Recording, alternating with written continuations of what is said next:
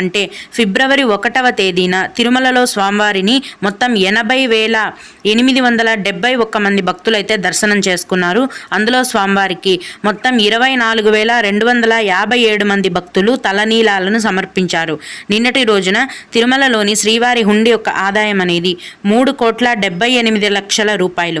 రోజులాగే ఈరోజు కూడా ఎటువంటి దర్శనం టికెట్లు లేకుండా భక్తులను నేరుగా ఫ్రీ దర్శనానికి అనుమతిస్తున్నారు. ఈ విధంగా టికెట్స్ లేకుండా నేరుగా వెళ్లే ఫ్రీ దర్శనానికి దాదాపుగా 8 నుంచి 10 గంటల సమయం అనేది పడుతోంది. ఇంకా కొంచెం ఎక్కువ కూడా పట్టే అవకాశం ఉందండి. అలాగే తిరుపతిలో ఇచ్చే ఉచిత సర్వదర్శనం టికెట్లను తీసుకొని దర్శనానికి వెళ్లే భక్తులకైతే దర్శనానికి 4 నుంచి 5 గంటల సమయం పడుతోంది.